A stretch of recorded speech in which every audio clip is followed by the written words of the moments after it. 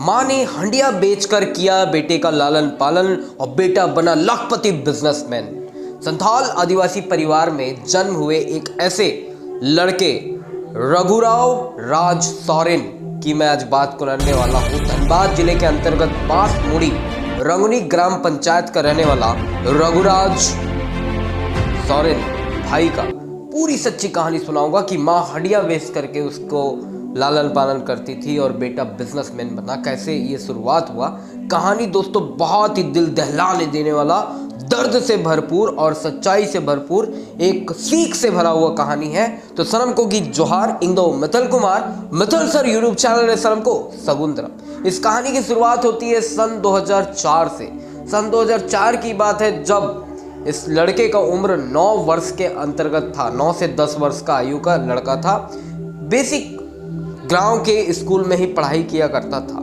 इसकी माँ हंडिया बेचती थी, पिताजी नॉर्मल मजदूरी किया करते थे, ईंटे भट्टे में काम करते थे, अपना खेत वगैरह में थोड़ा बहुत काम करके कुछ जीव को उपार्जन करते थे और माँ हंडिया घर में बेचा करती थी। लड़का जैसे जैसे बड़ा होता जा रहा था उसके मन में एक ही सवाल था कि मेरी माँ इतनी तकलीफ करती है, मैं अपनी माँ की इस तकलीफ को कैसे दूर करूँ। वो हंडिया बेचती है, लोग उसके घर में आते थे हंडिया पीने के लिए और ये देख करके वो बाकी लड़कों के जैसा, बाकी लड़कों में क्या था, खेलने का और गुरूर होता था कुछ, बस मज़े और मस्ती का। लेकिन इसका मज़ा मस्ती में मन नहीं लगता था, ना तो पढ़ाई में मन लगता था, ना कुछ खेल कूद में मन लगता था। बस जैसे जैसे ही बड़ा हो रहा था इसका ध्यान जा रहा था अपनी माँ की तकलीफ पे, अपने पिताजी के उस मजबूरी पे, मजदूरी के नाम पे जो मजबूरी हो रहा था और इसकी माँ जो तकलीफ कर रही थी वो देख करके इसका दिल घबरा जाता था और हमेशा सोचता था कि क्या ऐसा करूं। ये पढ़ाई स्कूल ना जा करके ये ईंटे भट्टे में चला जाया करता था कभी कभी और वहाँ पे भट्टे में काम कर रहे लोगों की मदद करना स्टार्ट कर दिया। वहाँ से उसको 50-100 रुपया करके इस तरह से मिलना स्टार्ट हो गया भाई को। इसकी यहाँ से भी मन नहीं उड़ा, बोला इतना से क्या होगा, मैं अपनी माँ की मदद थोड़ी कर पाऊंगा। वो धीरे धीरे पढ़ाई अपनी पूरी तरह से छोड़ दिया। अब एक दिन वो बाजार गया था कुछ सामान लेने के लिए। सामान लेने के लिए जब राशन दुकान में गया तो वहां पे देखा राशन दुकान में कई भीड़ है। ये खुद अपना सामान खुद ही भरने लगा। दुकानदार को देख करके चौंक लगा, अरे अपना सामान खुद ही ले रहा। बोला लड़के काम करोगे हमारे यहाँ, चलो आ जाओ मेरे यहाँ काम करो। उस राशन दुकानदार ने उस लड़के को, सोरेन भाई को, रख लिया अपने दुकान में। वो वहां पे भी काम करते रहा। वहां पे उसको ज्यादा नहीं, महीने का 2000 रुपया दिया जाने लगा, 2000 से 2500 रुपया। उससे भी उसकी संतुष्टि नहीं हुई। बोला इतने पैसे में क्या होगा, मुझे कुछ ढंग का काम करना है। पूरा दिन भर रहता और उससे उसको 2-2500 रुपये मिलता था, जिससे उसकी तकलीफ तो दूर नहीं हुई। धीरे धीरे बड़ा होता गया लड़का, 12 साल 14 साल का उम्र का हो गया। ऐसे ही काम करते करते वो अलग अलग दुकान में काम किया। फिर उसने शुरुआत की कि दुकान में जब कोई राशन लेने के लिए लोग आते थे तो हर किसी को हर सामान के बारे में जानकारी नहीं होता था। इस वजह से लोगों को दुकानदार क्या करते थे, किसी सामान में मूल्य ज़्यादा लिया करते थे और किसी सामान में मूल्य को घटा दिया करते थे। यानी जब भी हम लोग राशन लेते हैं तो राशन से जुड़ा एक समस्या होता है कि हमें हर वस्तु का मूल्य एग्जैक्ट निर्धारित पता नहीं होता है कि तेल का भी मूल्य क्या चल रहा। कोई दुकानदार कुछ रुपये लेता है, कोई कुछ रुपये लेता है, कोई डिस्काउंट देता है, कोई नहीं देता है। तो ये समस्याएँ थी।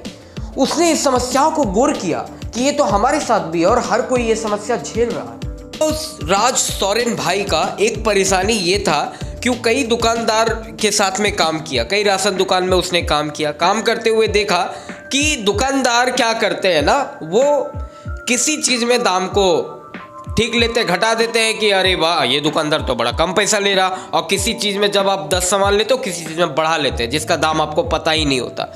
ये प्रॉब्लम को उसने देखा और ये बोला अरे ये तो दुकानदार तो गड़बड़ करते हैं, क्या किया जाए इसके लिए। तो आज की डेट में हर चीज़ ऑनलाइन डिलीवरी या ऑल डिलीवरी का ऑप्शन आ गया है, घर डिलीवरी। उसने सोचा क्यों नहीं कि लोगों के घर तक राशन पहुंचाया जाए और दुकानदार जो ये लूटमारी कर रहा है ये लूटमारी भी ना करे और सामान उनको सही रेट में, सही टाइम, सही जगह पे मिल सके। ऐसा क्या उपाय किया जाए। तो उसने शुरुआत किया होम डिलीवरी सर्विस, राशन के वस्तुओं को होम डिलीवरी देना। तो उसके लिए उसने सोचा कि कैसे लोगों के पास मैं जाऊं। तो वो सबसे पहले बड़े बड़े घरों में जाना स्टार्ट किया, क्योंकि होम डिलीवरी गरीब लोग थोड़ी ही लेंगे, ऐसे गरीब तक भी उसका पहुंचना मकसद था। तो उसने कई घरों में गया और उसके लिए उसने क्या किया, एक डिलीवरी सर्विस स्टार्ट करने के लिए उसने सबसे पहले कुछ विजिटिंग कार्ड छपवा ली। विजिटिंग कार्ड इस तरह के विजिटिंग कार्ड से क्या होता है कि उसने 500 रुपया अपने कमाए हुए कुछ पैसे से 500 रुपया 200 रुपये लगाया, 500 1000 पीसेस ऐसे विजिटिंग कार्ड छपवा ली, जिसमें अपना व्हाट्सअप नंबर और लिख दिया होम डिलीवरी सर्विस रघुराव सोरेन, अपना नाम लिख करके, और इसमें अपना फ़ोन नंबर और व्हाट्सअप नंबर दे दिया। और इस कार्ड को वो घर घर जा करके देने लगा। हर घर में दे दिया कि भैया दीदी चाची आंटी, आप लोगों को जब भी कोई होम डिलीवरी या राशन लेना हो, आप दुकान जाते हैं, जाने में प्रॉब्लम होता है, आने में प्रॉब्लम, ढो के लाना, सामान लाना, पैसे का दिक्कत कम करना ज़्यादा करना, ये सब झमेला होता है। और राशन भी कभी अच्छा मिलता है, कभी दाम बुरा मिलता है। आप एक बार हमसे ऑर्डर करिए, बस एक बार आप हमसे ऑर्डर लीजिए, एक बार मैं आपको ला के देता हूँ। अगर आपको अच्छा लगेगा, प्राइस अच्छा लगेगा, चीज़ अच्छे रहेंगे तो आप दोबारा मुझे बुलाना। इतना बोल करके अपना कार्ड दे दिया और बोला ज़रूरत पड़ेगा तो आप ज़रूर बुलाना। ऐसे करके उसने 100-200 कार्ड बांट दिए बहुत सारे घरों में। कुछ दिनों के बाद एक घर से फ़ोन आता है उसको कि भैया मुझे, भाई तू आया था, मेरे को राशन चाहिए। तो बोला ठीक है, आप व्हाट्सएप में क्या करो, लिस्ट बना दो क्या क्या चाहिए और व्हाट्सएप में भेज दो मुझे। तो वही किया, लोग ने उसको लिस्ट बना करके व्हाट्सएप पे दे दिए। व्हाट्सएप पे उसको मैसेज आया, उसने एक होलसेलर दुकान में गए, होलसेलर दुकानदार से बात कर लिया कि मैं आपकी से हमेशा बल्क में सामान लूँगा, मुझे रेट अच्छा खासा लगा के दो। तो दुकानदार ने वैसे ही किया, रेट अच्छा खासा लगाया, बल्क में सामान लोगे तो आपको तो कम पड़ेगा होलसेलर रेट में। तो उसने सामान लिया और उसका घर का पता भी वो व्हाट्सएप में मंगवा लिया था, घर में अपने साइकिल से ही जा करके वो डिलीवरी कराया। ऐसे करते करते उसके पास 2 3 4 5 ऑर्डर आने लगे। अब वो कहीं काम नहीं करता, बस उसके पास जो ऑर्डर आते उससे वो घर में डिलीवरी देता। करते करते उसका बिजनेस थोड़ा सा बड़ा हुआ। अब उसको दिक्कत होने लगी साइकिल से। उसने क्या किया, अब टोटो ले लिया। आजकल देखे होगे टोटो बहुत चलता है, टोटो ले लिया और खुद चला करके डिलीवरी देने लगा। उसके पास थोड़ा ऑर्डर ज़्यादा आने लगे, हर दिन 2-4 ऑर्डर आने लगे। पहले तो 10 दिन में 2-4 आते थे, अब हर दिन 2-4-5 ऑर्डर आने लगे और हर ऑर्डर में लगभग उसको 100-200 रुपया का कमाई हो जाता था। अगर 5 भी ऑर्डर आए तो 500 से 1000 रुपये का कमाई होने लगा। धीरे धीरे वो अकेले इस काम को करने में अब प्रॉब्लम होने लगी, ऑर्डर बहुत ज़्यादा आने लगा। और भी वो उसने ऐसे और भी कार्ड छपवाए और भी घरों में बांट दिया, सब घर से ऑर्डर आना चालू हो गया।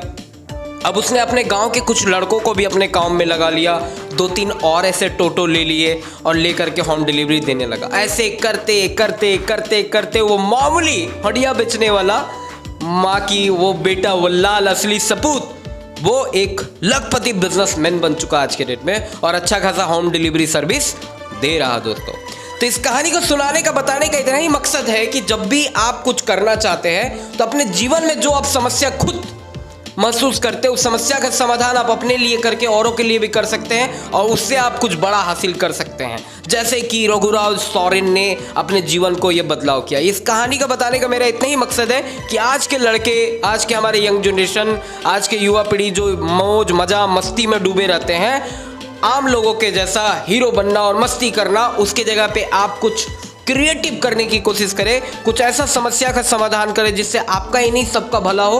और आप जब सबका भला करना सीख जाएंगे तो आपका भला अपने आप होने लगेगा। जी हाँ दोस्तों, तो ये कहानी है एक मामूली से संथाल लड़के की कहानी से। आपको क्या सीख मिली आप लोग कमेंट में जरूर बताइएगा। वीडियो यदि आपको अच्छा लगा होगा तो लाइक करिएगा, कमेंट करके बताइएगा आपको ये कहानी कैसा लगा। और चैनल में यदि आप कोई हिंदी चैनल ने नवा गया पे को सब्सक्राइब और बेल आइकन हॉन को जरूर दबाइएगा। बिना बेल आइकन दबाए आपको हमारे वीडियो को नोटिफिकेशन फटाक से नहीं मिलेगा, तो नोटिफिकेशन जरूर दबाइएगा। फिर मिलता हूं आपके नए वीडियो में। जय हिंद, जय भारत, जय झारखंड, जय हो।